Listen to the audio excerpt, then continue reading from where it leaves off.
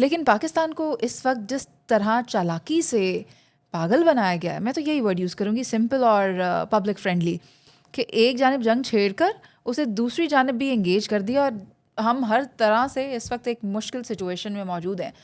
کیا دیکھ رہے ہیں آپ پاکستان کے لیے آنے والے یہ جو دن ہیں، آج کل پرسوں، مشکل ہو سکتے ہیں؟ دیکھیے، جب یہ ہم نے افغانستان پر نہیں بھی اسٹرائک کی تھی تو بہت سارے چینل جب مجھ سے پوچھتے تھے کہ اب پاکستان کے لیے کیسا رہے گا، تو میں ان سے یہ کہتا تھا کہ میری نظر میں سب سے زیادہ اگر ایران کے بعد کوئی ملک افیکٹ ہوگا تو پاکستان ہوگا، حالانکہ ہم نے اس وقت نہیں افغانستان پر حملہ کیا تھا. اینڈ دا ریزن از کہ یو نو دا ریزن، کہ اسرائیل آ کر یہاں بیٹھ جائے گا. آف کورس سب سے زیادہ انسٹیبلٹی دیکھیے، اگر ایران کے اندر انسٹیبلٹی ہوتی ہے تو تھرڈ ایک ہمارا بارڈر ملک کا ہم انسٹیبل اور ہاسٹائل تو بالکل یہ افورڈ نہیں کر سکتے.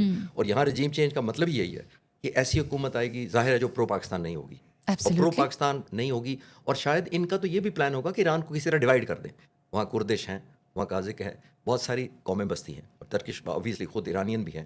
تو وہ ڈیوائڈ کل کو کیا ہوتا ہے، لیکن میں فورس ہی نہیں کر رہا ان شاء اللہ تعالیٰ اتنی جلدی ڈس انٹیگریشن یا رجیم چینج کہہ لیں جس کو وہ کرنا چاہ رہے ہیں، وہ میرا خیال ہے اتنی آسان نہیں ہوگی. کیونکہ رجیم چینج کے لیے دیکھیں بنیادی طور پر 2-3 پری ریکوزٹس ہوتے ہیں. پہلی پری ریکوزٹ ہوتی ہے یا کرائٹیریا ہوتا ہے کہ لوگ اس حد تک تنگ آ چکے ہوں، لیکن ایک لیڈر ضرور ہو ان کے اندر، جو کرزمیٹک لیڈر ہو، جو ان کو رستہ دکھا رہا ہو، خواب دکھا رہا ہو. نمبر 1 جو دکھا رہا ہو ایز این آلٹرنیٹ کہ انہوں نے نہیں کیا میں کروں گا، ایک وہ ڈریم ضرور بلڈ کرے. وہ ان کے پاس کوئی نہیں ہے.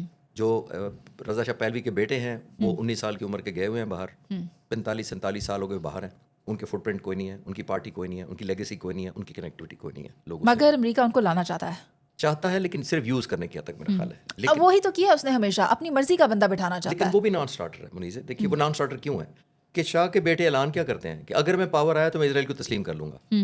تھوڑی بہت جو ایران کے اندر ان کو ہمدردی مل بھی رہی تھی تو لوگوں نے ریئلائز کیا یہ تو خود بڑا ایجنٹ ہے جی، جس کی وجہ سے بیک فائر کر گیا سارے کا سارا، اور وہ فیل ہوا پہلے والا موو. ابھی بھی وہ انہوں نے یہی چاہیں گے. آپ نے نوٹ کیا کہ میرا خیال ہے کہ رجیم چینج نمبر 1 پریفرنس ہے پریزیڈنٹ ٹرمپ کی بھی اور نیتنیاہو کی بھی. وہ اس لیے کہ آج کی ساری تقریر پریزیڈنٹ ٹرمپ کی آپ سنیں، انہوں نے مین فوکس ہی اس پہ کیا ہے کہ میں ایران لوگوں سے کہوں گا کہ ہم آ گئے ہیں تمہاری مدد کو، جس کا تم انتظار کر رہے تھے، اب اپنی لیڈر کو اٹھا پھینکو اور ٹیک اوور کر لو. بنیادی طور پر کیونکہ ان کی کیپیسٹی نہیں ہے. جیسے میں نے کہا لیڈر کوئی نہیں آلٹرنیٹ، فٹ آن گراؤنڈ تب آتا ہے کہ ایک آلٹرنیٹ اتنے ہی % لوگ تقریباً 50-40 60-40 آپ نے ڈیوائڈ کیے کر کے رکھے ہوں، لوگ انتظار کر رہے ہوں ٹیک اوور کرنے کا، آپ فیسیلیٹیٹ کریں اور لوگ ملبہ اسٹارم کر دیں پیلسز کو، بلڈنگز کو.